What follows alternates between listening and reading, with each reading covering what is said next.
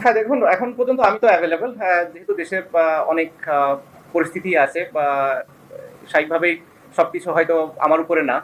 স্বাভাবিকভাবে ওই জিনিসগুলো আমি বিসিবির সাথে ডিসকাস করেছি যে তাদেরকে বলা হয়েছে স্বাভাবিকভাবেই যে আমার কি প্ল্যান স্পেশালি টেস্ট ক্রিকেট নিয়ে।